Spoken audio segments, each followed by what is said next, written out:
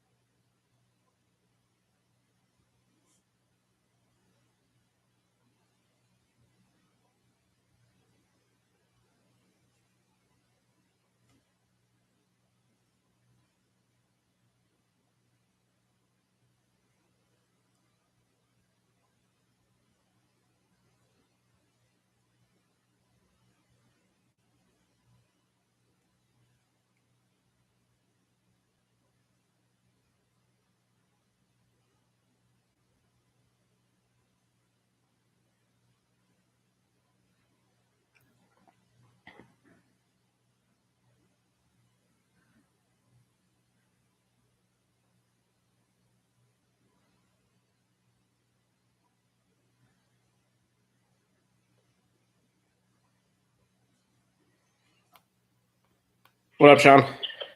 Howdy. All right, we're going to be starting here in about 3 minutes. Perfect. So, what's the? Give me an idea of what we're doing here. Okay, so I've got you on the line for about 10 minutes. And honestly, you could call back afterwards if you want. I'm going to just ask you about how you reacted to the news, if you saw it coming, what Fickell's legacy is to Cincinnati, and what do you see for the immediate future of the program? Got it. All right. Easy enough. I can do that. If I can.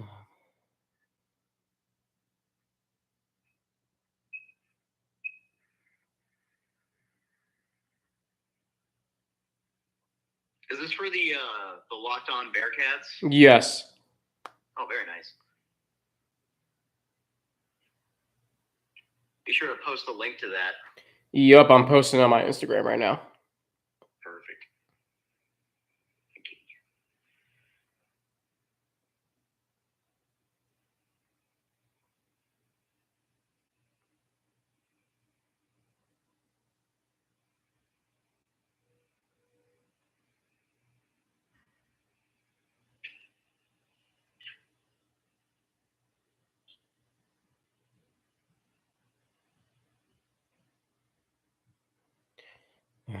How long do you have Mo on? From 9:10 to 9:20. Gotcha. These chairs are not the most conducive chairs in the world. But they're nice chairs for our house. Well, how about the Bengals? That was a good win. That was a really, really good win for them. And now we got the big one next week. Yeah. Also felt good to watch Jacksonville drop one. Oh. Sorry, Baltimore. Yes. I think we're totally winning the division now. I hope so. I mean, I don't know. You just never know. It stinks that we're 1-3 in the division right now. Yeah. Should really be 2-2, honestly. But yeah, I mean, that does. But at the end of the day, we're 7-2 in our last 9 games. Right. Can't complain about that. No. I mean, we just went undefeated in November. Right. And we just beat the Titans without Chase and Mixon. Yeah, how about Samaje Perine stepping up doing as well as he has? I'll tell you right now, though, Trent Irwin's catch on 3rd and 12. I heard Danforth's radio call, but I didn't actually see the footage of it. It is the throw from Joe Burrow. It's one of the best I've ever seen. Let me see if I can find it right quick. Yeah. All right. Got about 30 seconds. Thank you again, everybody who's already joined. Big live show coming up over the next hour. We'll start at the top. We'll start at 9 o'clock. I may or may not need to charge my phone during this. So about 15 seconds, we're going to start things off. We're going to hear from a lot of people who I have worked with over the years. Excuse me. All right, starting in about 5 seconds. Sean, stand by. And we are live. We are live once again. Hi, everybody. I'm Alex Frank, Locked On Bearcats host, on a day where now former Bearcats head coach Luke Fickell is heading to Wisconsin to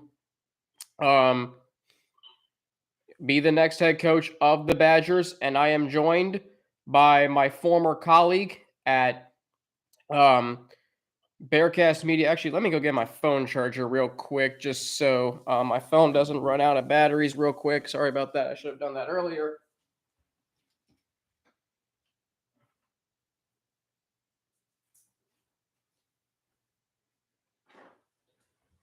All right. Just making sure my phone doesn't run out of batteries here.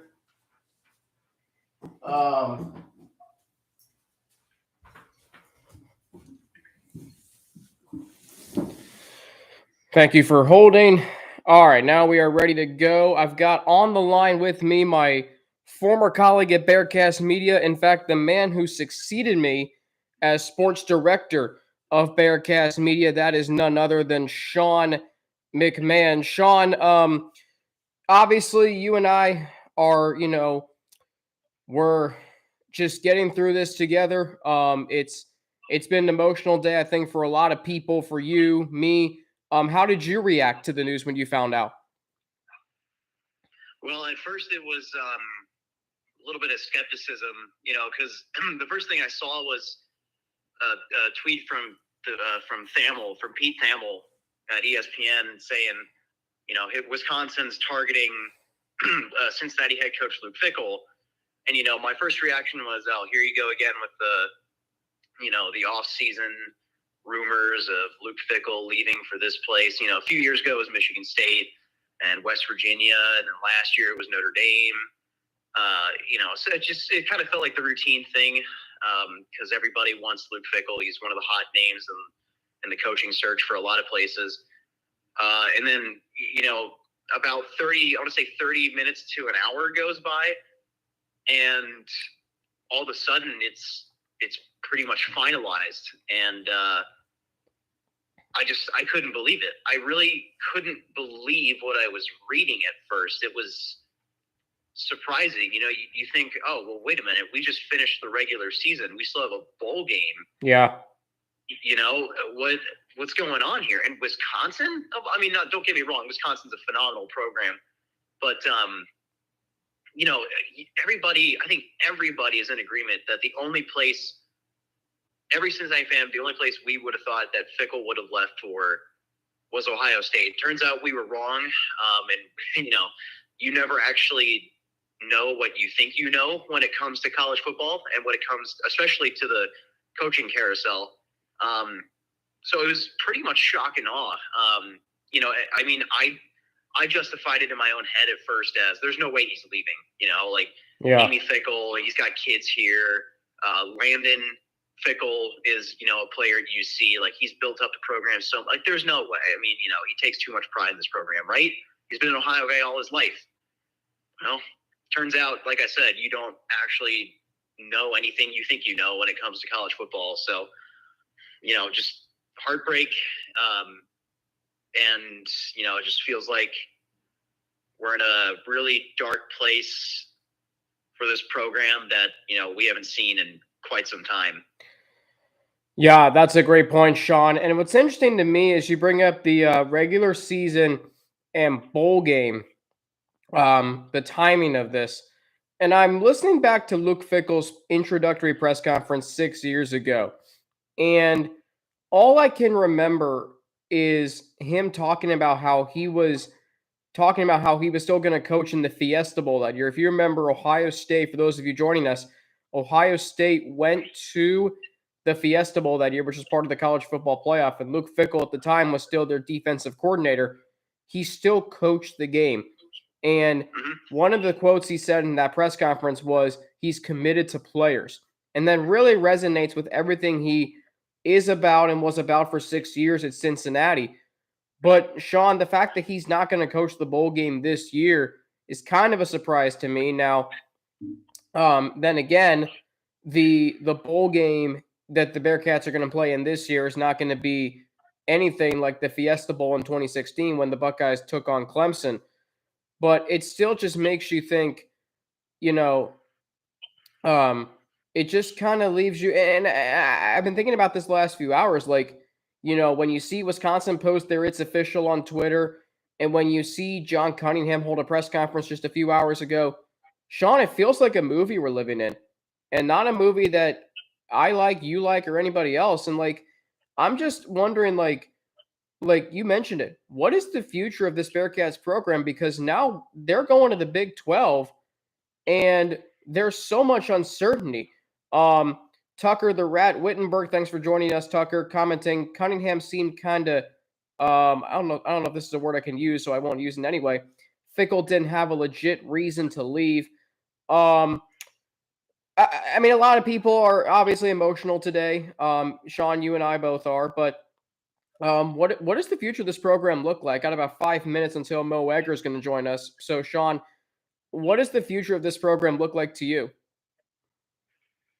Well, it's hard to say right now. It's kind of a muddy picture. You're in the thick of it. It's going to be hard to say really until the next few months kind of come around and the coaching search really gets underway. But as of right now, it doesn't look great, and it's not going to look that way when you start a coaching search like this. I still think the future of the program is bright, even if for the next let's just say 3-4 years, you have records, season records that aren't what you were hoping to maybe get out of Luke Fickell being in the Big 12 conference. It's just tough to say, Alex. It's too muddy right now. I still think the future is bright though for this program going to new heights it's never been. To join the Big 12 and play teams the likes of which Cincinnati's really never seen in conference play, that is anyway. You still got games against Oklahoma and Texas in the next couple of years, Oklahoma State, Baylor, and all these Big 12 teams. You kind of rekindle the West Virginia rivalry. That's huge. You're getting an indoor facility, and here's the other thing: you got to give credit to Luke Fickell not just for what he did in terms of his accomplishments. Winning Coach of the Year, taking Cincinnati to the playoff, and all these other things. But you got to give him credit for getting Cincinnati as a school and a program into a very, very, what as of right now looks like to be a very secure place for the foreseeable future of the conference. If it wasn't for Luke Fickell and his presence and what he did at Cincinnati, I have my doubts about this program making it into the Big 12. So, I still think the future's bright. There's a lot to be excited about. Obviously, right now it's okay to be sad about what the current news. But it's going to be tough for the next few months because no one outside the program is going to know what to expect next. There's rumors floating around about who the next head coach could be already, and but nothing's official, so we'll just have to wait and see. Yeah. Again, thank you for everybody joining us on this live room. We had another live room earlier today, which you're welcome to check out the 2-hour video on my YouTube page, Locked On Bearcats. Thank you all for those who commented. Thank you all for those to those who subscribed. We got 15 new subscribers today to the podcast. That's great. Sean McMahon on the line with me right now, former sports director of Bearcats Media. He succeeded me in 2021, which of course was the Bearcats college football playoff season. And just a small part of the legacy of Luke Fickell, which we're going to talk about a lot, is what he did to get the Bearcats to the table, the big table, the Power 5 table, as we get set to welcome in ESPN 1530's Mo Egger. Mo, of course, has been a part of Bearcats broadcasts since 2002. Is the pregame, halftime, and postgame show host. He also covers the Bearcats extensively on his radio show on ESPN 1530. I am sure that he and Tony Pike will have a lot to discuss tomorrow on the Tony and Mo football show. He should be joining us here shortly. It is 9:10. Sean, I'll keep you on the line until then. And Sean, you're welcome to call back in after Mo. After Mo comes on. I am not sure if I'm going to be able to add him to the live stream. Listeners are going up, so that is good. Or the number of you who are tuning in, viewing this, that's good. We're going to go till 10 o'clock tonight. Again, 2-hour version earlier today. That's on my YouTube page if you want to check that out. Russ Heltman joined me.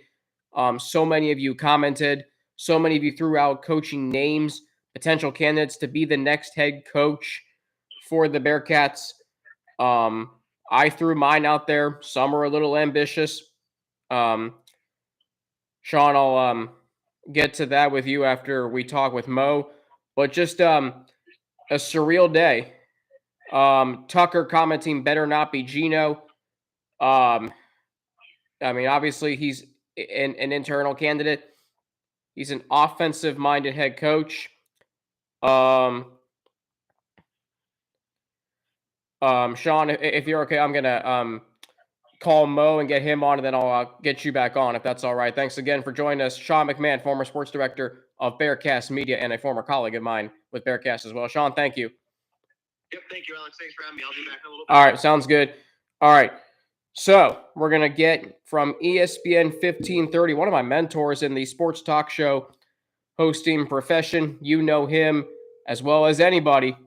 Mo Egger from ESPN 1530 joining me. Mo, how are you? And how did you react to the news that first broke at about 11:15 and then 30 minutes to an hour later, it was official?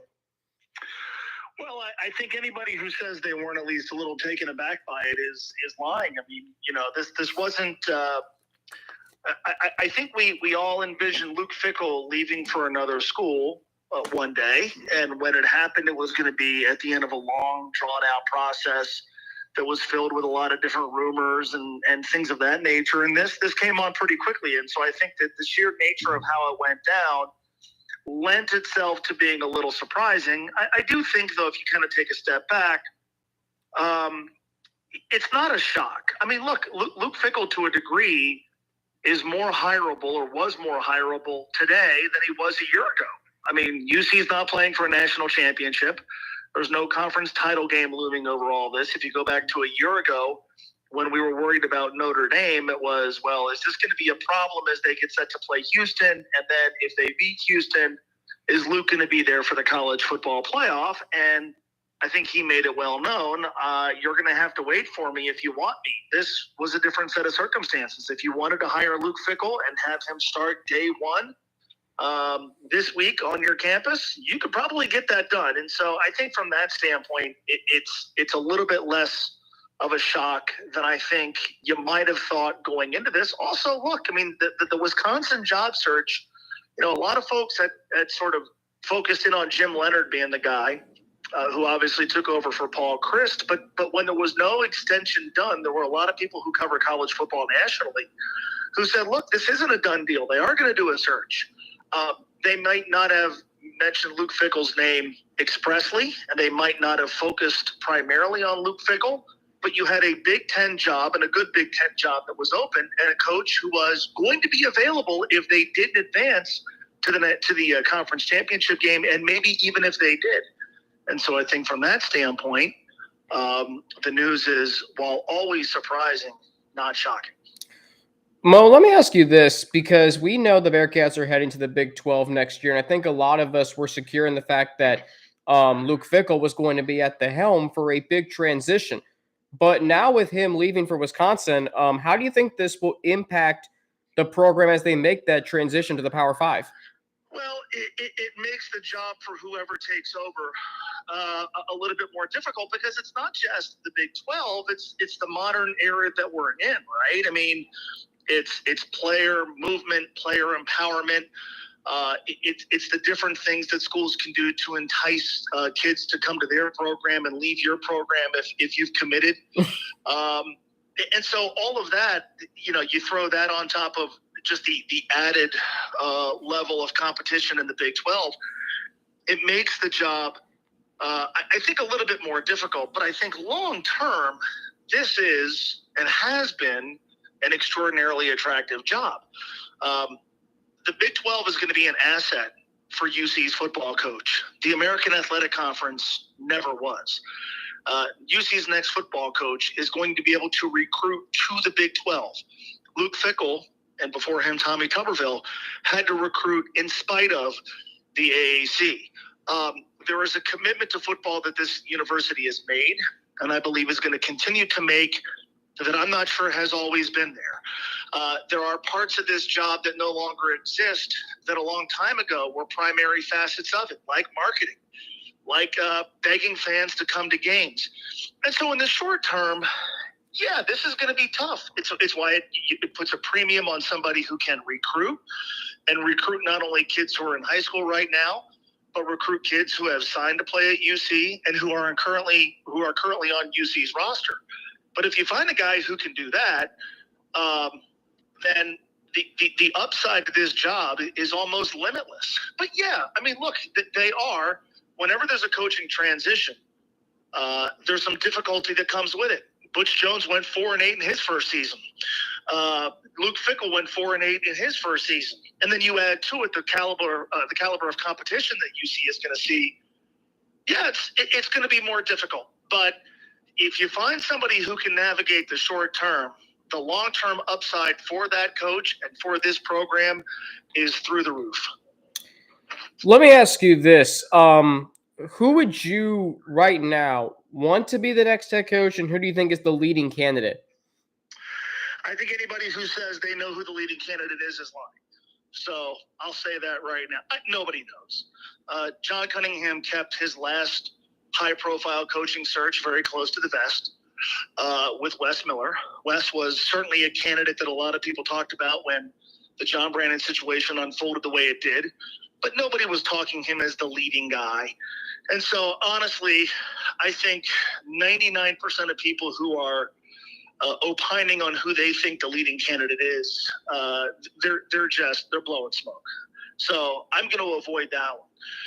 I think for me, the more interesting names are guys like Brian Hartline at Ohio State. The upside there is magnificent recruiter. Recruiter of the year according to multiple publications in 2020. Part of an uber successful Ohio State, not just recruiting class, but the position that he coaches, wide receiver. They've had an insane amount of talent at that position. Brian Hartline is credited for the development of those guys. The downside is he's never been a head coach. He's never called plays. So if you're looking for, somebody with head coaching experience to jump into the Big 12 with, Brian's not your guy.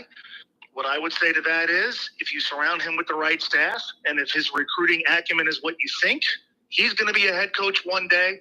Why not let him gain experience here? I think that name is interesting. I think the name Jesse Minter is interesting. Somebody who obviously has a connection to the program because of Rick. The job he's done in Michigan is obviously spoken for itself. There you have a situation in which if you assume that Michigan's going to beat Purdue, you have somebody who's likely not going to be able to start on campus here, at least to devote his full energy to the job for a few weeks. I think one name that I've heard people in the Bluegrass State talk about is Vince Marrow, a guy who has all sorts of recruiting ties to this area, Cincinnati, Southwest Ohio, the general area. Has been the associate head coach at UK now for a while. Older than the two guys that I just mentioned. How serious of a candidate is he? I don't know. I would imagine there would be some interest on his behalf, and I've talked to a couple of people in Kentucky who've said, yeah, look, that's somebody that I think the University of Cincinnati should be interested in. I do think they're going to take a good hard look at Gino Guidugli. I do think they're at least going to give Kerry Combs a chance to interview for the job, and I certainly understand that. I would imagine, and this is just me guessing, that those guys wouldn't necessarily be considered favorites. Obviously, a lot of folks have talked about Deion Sanders. Deion Sanders' coaching record at Jackson State speaks for itself. He's 24-5. You obviously would get a lot of attention.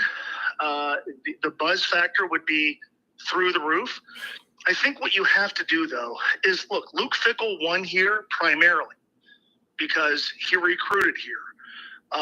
Luke Fickell is going to keep recruiting here. You're out of your mind if you think he's going to close the recruiting pipelines that he's opened up in Cincinnati. He's going to do everything he can to funnel as many kids from this area from where we are now to Madison, Wisconsin. I think you need somebody who has experience recruiting this particular area, which is why those first three names to me are interesting. But what does John Cunningham want? Is he looking for somebody who has been a head coach before? Is he looking for somebody who's only been a head coach at the Power 5 level? Is he looking for somebody who has, direct ties to UC? Is he open to somebody who's never been on UC's campus? None of us have the answer. None of us know the answer to those questions. I do think, though, the Luke Fickell coaching search, the coaching search that ended with Luke getting the job, that, if I recall, took about a week. I don't think this is going to take a week. I think time is very much of the essence here. I think they want to do everything they can to get somebody here who can slow down the players who have decided to leave, to hit the portal, the players who have chosen to decommit. And I think you best do that by making a pretty quick hire. And so my guess is this gets done pretty quickly. As for who the favorite is, honestly, I don't really think anybody knows. Final question, because I know you got to run, Mo. There's a lot of great things that contribute to Luke Fickell's legacy. What's the biggest thing or the biggest part of that legacy he's leaving here at Cincinnati?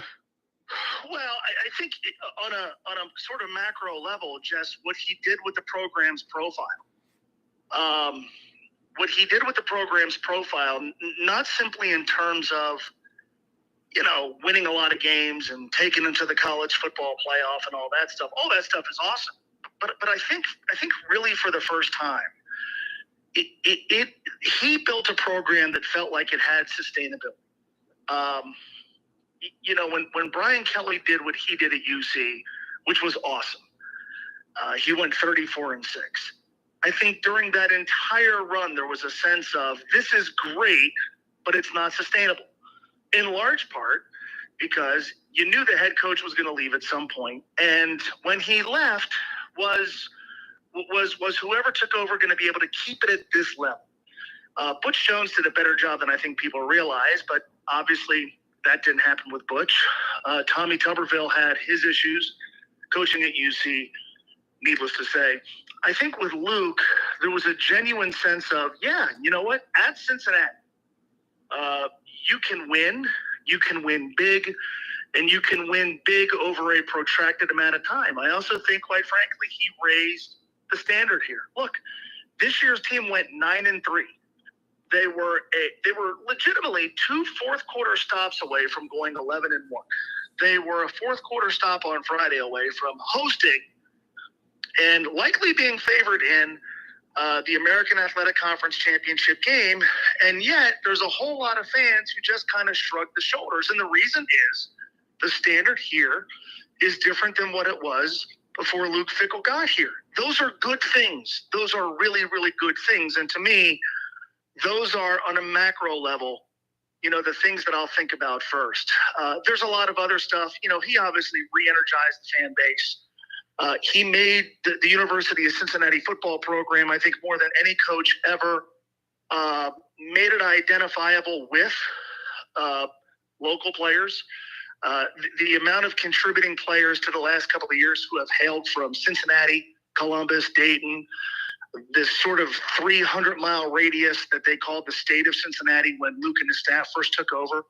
I think that's a huge part of his legacy.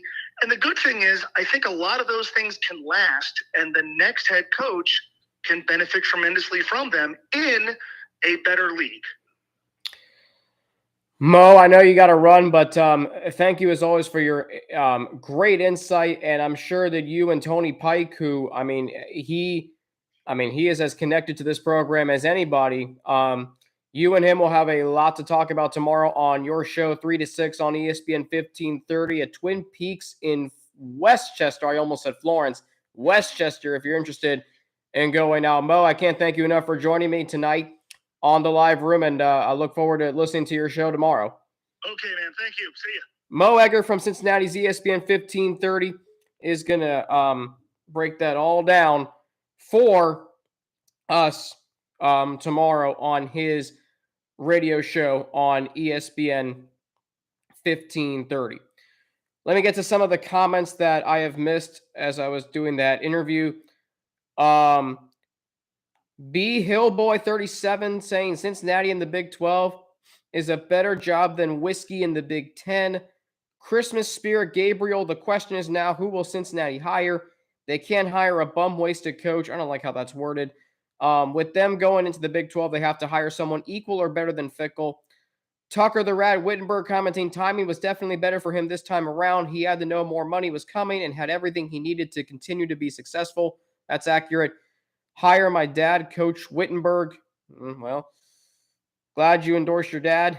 I mean that sincerely. Cincinnati, Christmas Spirit Gabriel, Cincinnati needs someone that puts winning first. Luke Fickell absolutely put winning first. I don't know why we would think he didn't. Tucker the Rat Wittenberg, give me Ben Mock for head coach. A lot of names are going to be thrown out there. Dion is someone that I'm attracted to just because of the name, and I know who he is. As you know, we all know his bravado, his charisma, etc. Get him to Cincinnati. What a media star he would be. Like, can you imagine, first off, having Joe Burrow and Deion Sanders in the same city? Oh, yeah. I mean, you talk about two guys with swag. There you go. All right. I told Sean we were going to get him back on, but I wanted to get my co-host from Sports Any Way You Want It at Bearcats Media. We'll see if he's available. Zach Freeze. Long time. Joe Smith. What about Marvin Lewis? I'm not going to say no immediately to that. Because the college game is very different than the NFL. I don't know how he would be as sorry about that. I don't know how he would be as a recruiter, though. I mean, he has some experience at the college level. He went to Arizona State, co-defensive coordinator under Marvin Lewis's staff with Antonio Pierce. I just don't know how he would transition to the college level. He hasn't really been in the public eye in a long time. Really since he was the head coach of the Bengals back in 2018. And I don't know how a lot of fans would feel about that. Because there's a lot that goes into being a college coach. And I don't know if he fits the modern day coach, right? Marvin was very old school, didn't really adjust to the NFL towards the end of his tenure, and that caught up to him over his last 3 years. Obviously, as a Bengals fan, my family's has had Bengals season tickets since 1968. We have a lot of opinions about Marvin Lewis because of what he didn't accomplish and things that we wish he could have done better or actually do. But at the same time, Marvin Lewis is an interesting name. Christmas Spirit Gabriel never said he didn't, but I don't want Cincinnati to get someone who doesn't have the same mentality and culture that Fickell provided. They got to hit a home run with the next hire. Yes, on that last point, the same mentality and culture that Fickell provided. Listen, the next head coach is not going to change the culture because Luke Fickell did that. The next head coach essentially just has to keep the program where it is and then maybe get it to where it hasn't gone. And that is, this is a program that expects now to compete for championships and then play for national championships. You heard Mo just talk about how this is a program that, needs to embrace, the higher expectations.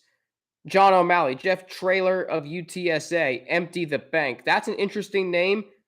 A guy who built a group of 5 program into a top 25 program. Zach Freeze just texted me 1 second, so he's going to potentially join us. 1 minute, rather. Tucker the Rat Wittenberg asks, how much does Sanders currently make? That I don't know the answer to. Tony Hill, loyal listener, Locked On Bearcats, saying, let's go Bearcats. We need to understand that this hire has to connect with the donors and the fan base. Great point. Coach Prime is what this program needs. Also to Brett Yomark, will beg him to come. How about that? But now I'm welcoming in one of my esteemed colleagues and my co-host of Sports Any Way You Want It. Zach, I'll never forget the Monday that Luke Fickell stayed and turned down Michigan State. And now here we are talking about him leaving for Wisconsin. You texted me earlier this afternoon that you were in shambles. Yep. Is that still true 9.5 hours later? Yeah, well, Alex, first of all, thank you for that awesome introduction. Shambles, I don't know about shambles, but I think I'm just surprised that, I didn't think this would happen. I woke up and then, I saw chatter in a group chat that Luke Fickell in Wisconsin, and I didn't believe it. And then when Pete Thamel tweets, you listen, and yeah, it was just a surprise. I'm still a little bit surprised. And it's disappointing because now we go into an unknown after we were stable for so long, the last 4 or 5 years now. And there's just so much, there's a lot to unpack, and we have, we have some, it's going to be we might have like a rebuild on our hands. So that's a little unsettling, but I don't know. I think there's a lot of emotions today. I think there's a lot of people, a lot of people upset, and, I understand it, but I think it'll be interesting to see when the dust settles, when we get a new coach, people's, how they'll feel after that. Yeah, I think that's a great point, Zach, you bring up there, and a point that I've really been trying to, emphasize today. It's like, everything we've known over the last 6 years is now essentially, hit an uncertain territory. And for this program's heading to the Big 12, I mean, the last time there was a coaching search that was needed for football, it was because it was absolutely necessitated, or, absolutely necessary, I should say. When Brian Kelly left, there was a lot of anger, and it wasn't a situation anybody wanted to be in. This is that same way, except Luke Fickell, we're just sad because of everything he did and everything he means to this program. And you think about how he signed a contract extension in the offseason. You thought he was going to be here for the long term. At the same time, I still had that thought of, well, he could leave at any point. You never really knew.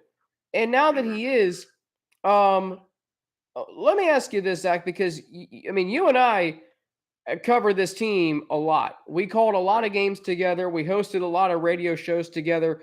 We called the championship game in 2020. You were at the Cotton Bowl in 2021. What's his legacy? What's the biggest part of his legacy to you? Well, I still think, I know fans are, a lot of UC fans are still, like I said, there's a lot of emotion. I think emotions are running high. And the more stuff comes out, I think some people might be a little bit more disappointed about maybe how he left or what was said, what he said. But I still think you have to respect and what he built, because I don't think we're going to the Big 12 without Luke Fickell.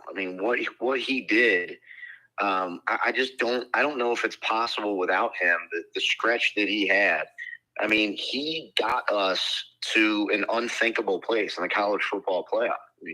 We were 5 years previous. We had a coach that told people to go to hell and get a job, and 5 years later, we busted down the barrier to get to the college football playoff. So I still think, and you have to give him his due for that. You have to respect what he did. He still meant a lot for this program. He's a huge. One of the more, maybe the most influential or biggest figure in UC football history, because we were in the Big East, and then we go into this AAC, and what is it? And then he kind of broke down the barrier, and now we're going to the Big 12. And without Luke Fickell, I don't think that's possible. So, yeah, I still think you have to give him that due, as frustrated as people may be now. Now that he left, and I understand. People are upset, people are disappointed, but I still think, I have a feeling looking back 10 years from now, we're going to look back fondly. Maybe, I could be wrong, but I just think, he was here 6 years. That's a pretty long time in college football.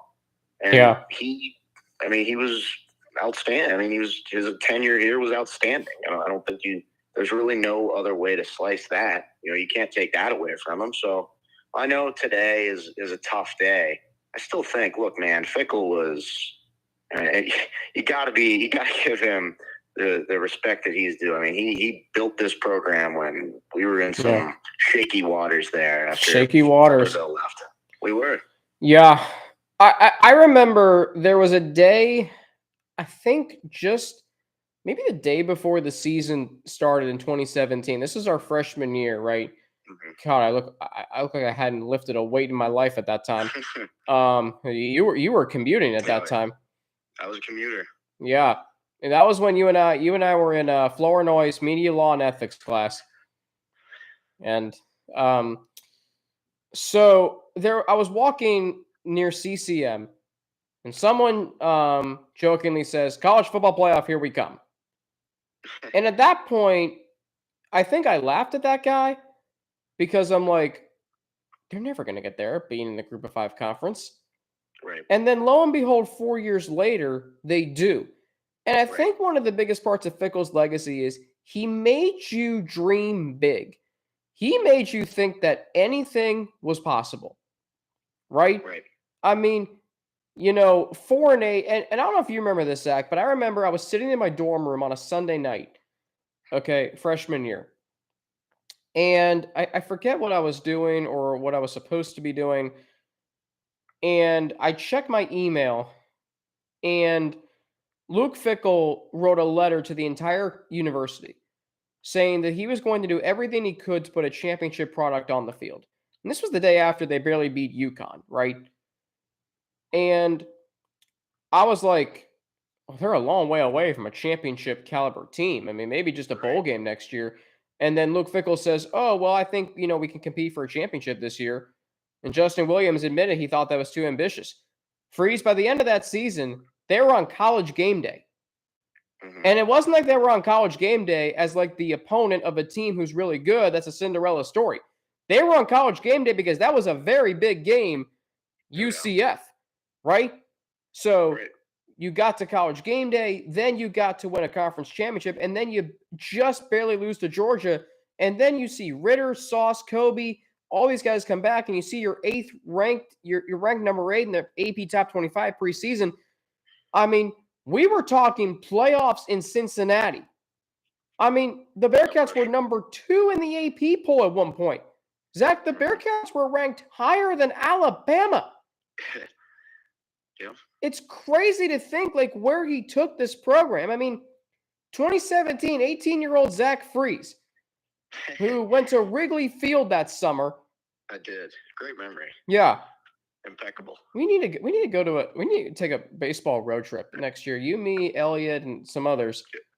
Time and a place. Especially now that I'll be home in Ohio, working in Columbus. Yeah. We should go to the Bengals game in San Francisco next year.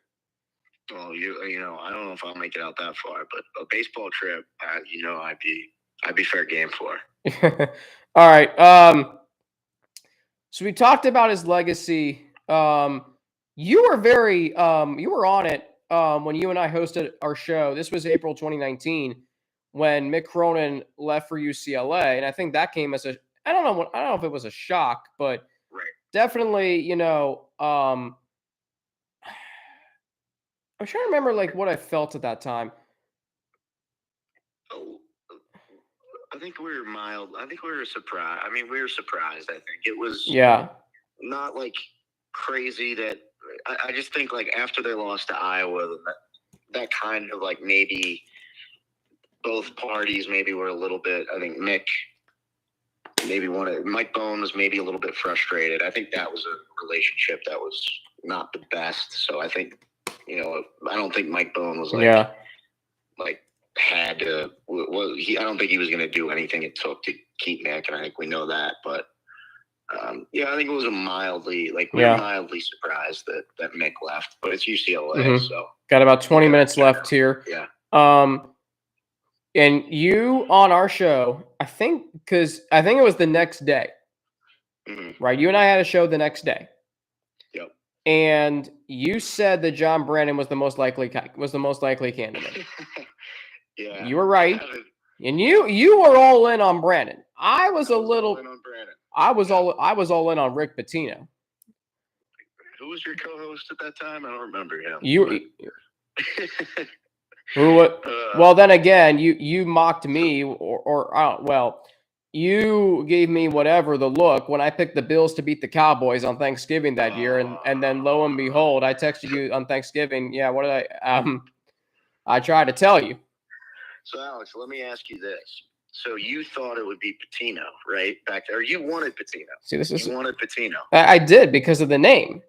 So let me ask you this. I think there is a candidate that could be maybe compared to Rick Pitino in this coaching search. Okay. And I'm curious, just like I mean, he's a legend. He's won championship. He's won championships, plural. Urban Meyer. Yeah. Is that the guy? I feel like you could draw some parallels.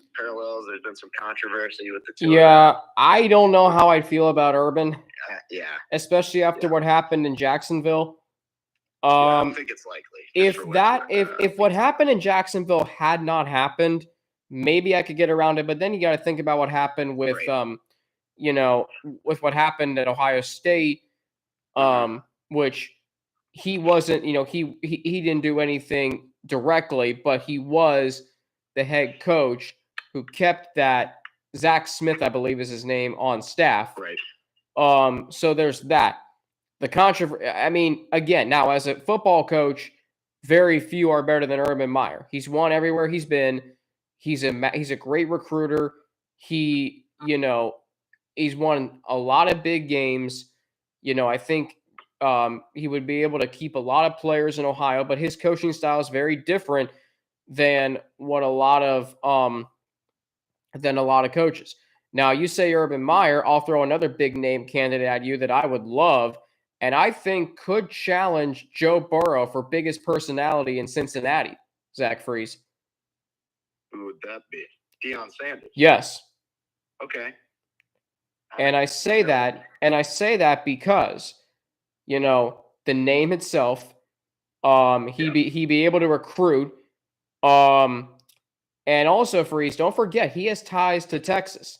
Now, the Bearcats going into the Big 12, they're going to have to compete with TCU and Baylor. And all the high schools in Texas, we're going to send kids to, schools closer to Texas. So, right. And Deion's got ties to Texas. Right? I just think, can you imagine getting a name like that? Absolutely. It'd be the biggest personality hire at the university since Bob Huggins. Yeah. I mean, now he hasn't coached at the Power 5 level. He'd be making a jump from Jackson State to the Big 12. Right. But I mean, just think. Now, it would be a splashy hire. I mean, it would be beyond a splashy hire. Yeah. My only thing is I would be a little bit surprised. I don't think, I wouldn't be mad with Deion as the hire. I would be, John Cunningham, I don't know. I feel like maybe it wouldn't be the perfect marriage. I feel like Deion is a little bit, there's going to be, you could argue he could be a little, his personality, he's got, big personality. I feel like John a little bit more just kind of reserved. I would wonder if that would be, that would shy Cunningham away from going after like a Deion Sanders. But in terms of from a recruiting standpoint, Deion Sanders would be, I think he would be great in that department. And I mean, look, he's had success as a head coach. It's not just there's names that have come up that they're just coordinators or at Power 5 schools, but Deion Sanders is not only has head coaching experience. I know it's Jackson State, but he's built that into a strong program in FCS. So I wouldn't be you could convince me on Deion. I could be convinced. I could be talking to Deion Sanders. Listen, I just think you get a personality like him in the room. Right. I mean, he's got to manage a coaching staff. He's got to, as you mentioned, you got to have that relationship with John Cunningham. But I mean, this is just a really unique time for the university. And I find it interesting how Luke Fickell gets the Bearcats to the Big 12, and he's not going to be here when they're actually in there. And Mick Cronin, the Bearcats renovate Fifth Third Arena. They call it the Taj Mick Hall, and he only coaches in there for 1 year. So I just find that really interesting. A lot of familiarity and continuity that we've seen around this university is going to be different. I mean, now the longest tenured head coach at Cincinnati, I believe, is I want to say Scott Guggens, What about the volleyball coach? but I feel like Molly. Yeah, you might be right. I feel like Molly Alvey's been there longer. Mhm. In terms of, and I don't mean to exclude these sports, football, basketball, baseball. Right. I think, though, in overall, Molly Alvey's been here for a long time. I don't know about Eric Toth, head coach of women's tennis. Yeah, not sure. about that. For a while, it was Neil Stafford. Interesting decision to move on from him. Really the first coach I got to know at the University of Cincinnati. Really? Yeah. It's just, it's a really unique time. So, Alex, let me ask you this, and then I'm going to go. Okay. If you, Alex Frank, you are the decision maker. You can hire whoever you want. You're making the call. Realistically, I guess that's a loose definition. Who is Alex Frank hiring to be the next head coach of the Cincinnati football program? See, I think Dion might not be realistic. Okay. If I'm going realistic, I'm going to say Jesse Minter. Okay. I like it. Defensive coordinator in Michigan, knows the area. Has coached. Freeze. Look what he just did with against Ohio State yesterday. Right. For a defense to beat an Ohio State team that had one of the best offenses in the country and had won every single game by double digits, and they beat him 28-3 on their own field yesterday. So and here's the thing, Zach. Jesse Minter took over for Michigan after Mike McDonald heads to Baltimore, right? Mm-hmm. And then Michigan lost this past offseason Aiden Hutchinson, David Ojabo, and Dax Hill. And they still have one of the best defenses in the country. Yeah. And that's a masterful coaching effort.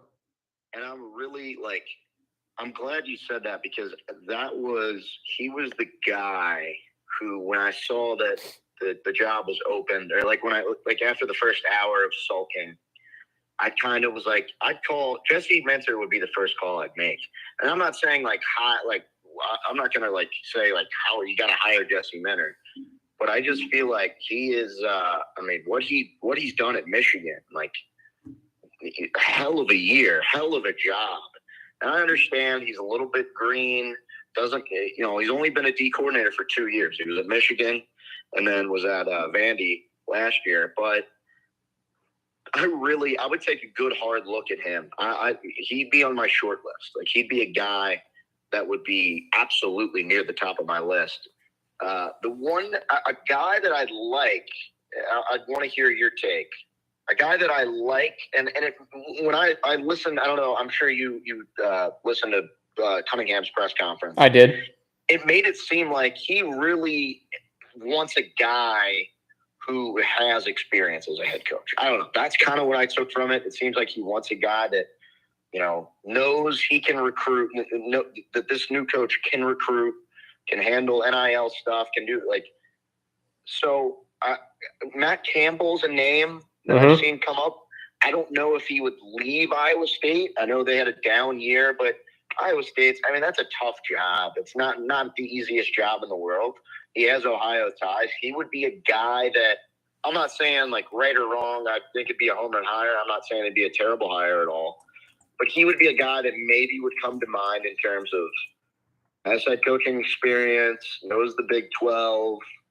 I'm curious. What would you think of a guy like a Matt Campbell? So Matt Campbell, as Zach, you just alluded to, born in Massillon, Ohio, coached at Bowling Green as a GA, offensive lineman, RGC. Should I know what RGC means? Run game coordinator. Thank you. Run game coordinator, was their offensive coordinator from 2010 through 2011. Then was their head coach and then has been at Iowa State since 2016. Record 81-57. I would like this hire. I think it'd be interesting. Would he jump to another Big 12 school? But then again, you can recruit in Cincinnati and Ohio. As Mo alluded to earlier on this live show, you got to keep those recruiting pipelines open. Right. Adam Wakefield here on this live room, Manny Diaz, Penn State coordinator. I mean, he's obviously held a Power 5 coaching job before. Ryan Walter from Illinois. That's another name that's mentioned, Freeze. So I like Matt Campbell. I like Jesse Minter. I like, but there's just something. I mean, I'm going to keep going back to Deion Sanders. It would be like it would be a sexy hire. I mean, it would be a really intriguing hire. A splash. I mean, that would be something. That would be interesting. I'd be curious. Recruiting's important. Deion Sanders in Cincinnati. I mean, can you imagine Dan Hort's job? He gets to talk to Joe Burrow and Deion Sanders every. Oh my! Like Freeze. Burrow and Deion are gonna they're gonna do something together. It's gonna set the city they're gonna. Oh, Cincy Shirts is gonna make some incredible merchandise with that. Oh yeah. Deion Sanders, if he gets hired, should have a meal at somewhere named after him. I think with Deion Sanders and Deion flavored ice cream. A reason why I think Deion Sanders could be maybe could be a good candidate is recruiting is obviously it's important, but it's even magnified now in the transfer portal area, the transfer portal era, when you have guys can leave and can be immediately eligible the next year. So I mean, you can really, we could be looking at major roster turnover. Well, if you hire Deion Sanders, maybe he can flip some guys back to come our way, and then maybe he could hit the ground running and the transfer portal and bringing guys in and high school class. That can't be. I don't think that can be understated. And bringing in Deion Sanders, look, that makes it potentially enticing because if I'm afraid you get a guy that maybe doesn't have a ton of recruiting experience or hasn't recruited at a high level, or in Deion's case, Deion's just the name Deion Sanders. What else? He walks into a living room, and I'm sure it's a presence. That's a presence in itself. So there's something to be said about that. I do have to that aspect of it. I feel like we're talking about Deion Sanders. It's probably just I don't want to say there's no way, but I just feel I don't know if I see it. I don't know if I see John Cunningham going after Deion Sanders. Maybe I'm wrong. Yeah. I mean, you got to understand there are expectations, and there's a standard now with this program that was not here when John Cunningham. I remember when John Cunningham was hired, Freeze. That was the Bearcats were getting set to play in the Birmingham Bowl, which they might go to again this year. But now, I mean, you talk about what he's done for this university. Really one contract extension because the other one was privately funded. But you talk about that. You talk about new indoor practice facility or football facility. You talk about Wes Miller. You talk about going to the Big 12. You talk about ready from day one. He's done a lot of great things. We'll see if he can handle this. Zach, I know you got to run. Yeah. Always great talking to you. I'm sure we'll talk to you again. I'll be back in Ohio next week. So looking forward to that. Looking forward to hopefully there's a coaching there's a new head coach by that time. I can get to the press conference. And we'll go from there. Zach Freeze, my former co-host of Sports Any Way You Want It, former colleague at Bearcats Media. Zach, thank you. Thanks so much for having me on, Alex. Appreciate it, man. Zach Freeze from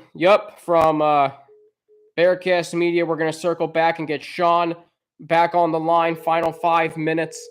Thank you again to everybody who has joined this live room. And Jay Jackson tweeting hashtag Coach Prime to Cincinnati. Sean, let me ask you this as I welcome you back into the live room. I don't think I asked you this. I think I asked you this in the when I had you on earlier. If Deion Sanders were to be hired by the Bearcats, your reaction would be,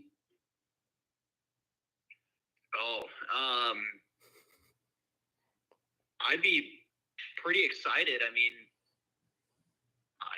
how could you not be? I mean, primetime Deion Sanders. I think that would be awesome. I mean, you have one of the biggest names in sports history coming actually back to Cincinnati because he was a Red for a little bit. yes. He was a Cincinnati Red.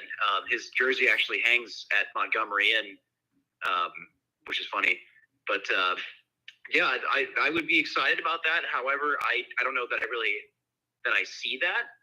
Is he a possible candidate? Sure, anything's up in the air at this point.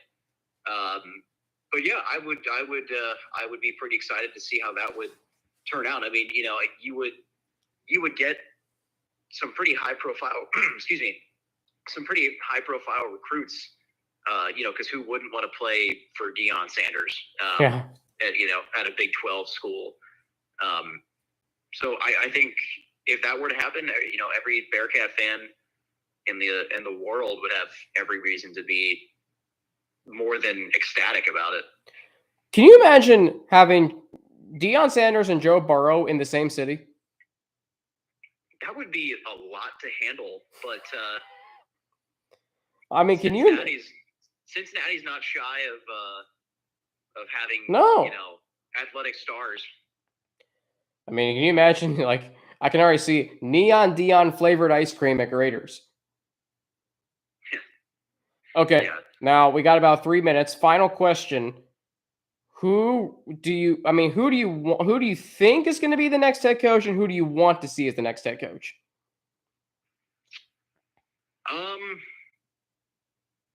That's tough. A lot of not a lot of, but one rumor that I saw was the idea of Jesse Minter, who is the defensive coordinator currently at Michigan. And also, Minter should be a familiar last name with Bearcats fans, as his dad, Rick, was the head coach back in the 1990s. He had that famous win over Ron Dane and the Wisconsin ironically enough, Ron Dane and the Wisconsin Badgers. Yeah. Good. How about that? So I think Jesse Minter could be a name that a lot of people are going to be circulating, and I certainly think that would be I think he'd be a good candidate for the job. I think I would like to see him at least on the board as a candidate. In terms of who's going to be, I don't know. I don't know if John Cunningham or, I don't know if they're going to want to hire within. I don't think they will.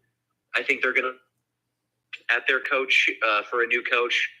And I think they'll probably hire somebody who has previous head coaching experience. So, I don't know. Could Hugh Freeze maybe be in the mix? Yeah. But we'll see. It's tough to say. Tyler, our friend Tyler, a colleague at Bearcats Media, he suggested Jamie Chadwell from Coastal Carolina. They've obviously had some success of late. How would you feel if it was Urban Meyer? I don't look. Urban Meyer was a good coach at Ohio State, but I don't know that I want that imagery, that personality attached to the head coaching position with the recent history of Urban Meyer. So for me, it's not a question of ability as a coach. It's my question of character as a coach. I wholeheartedly agree with you. Well, we've hit 10 o'clock. Again, Adam Wakefield saying he's a diehard Illinois fan, watching football or watching live from Champaign, says he respects Bearcats football. Ryan Walters, young up-and-coming coach on everyone's radar, thinks he's a good fit. Ryan Walters from Illinois. Manny Diaz.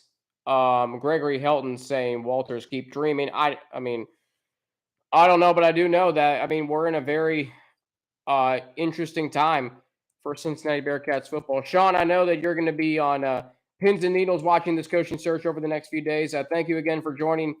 Ryan Walter, that's not the right Ryan Walter. Ryan Walters, defensive coordinator, Illinois. Sean, thank you again for joining, and I'll look forward to talking to you once we get the name of the next head coach of the Cincinnati Bearcats.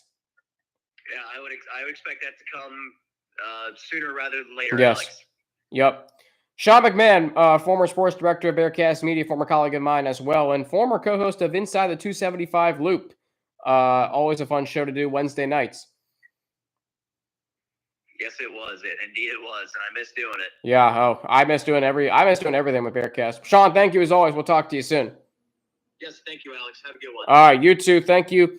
That's going to do it for this live room tonight. Thank you again for everyone who joined, who commented. We're going to keep doing more of these. I like doing these. This is something new we can add to the podcast. But thank you for being with me and on this this difficult day as a University of Cincinnati Bearcat for a lot of people, a lot of Bearcat fans, students, alumni. A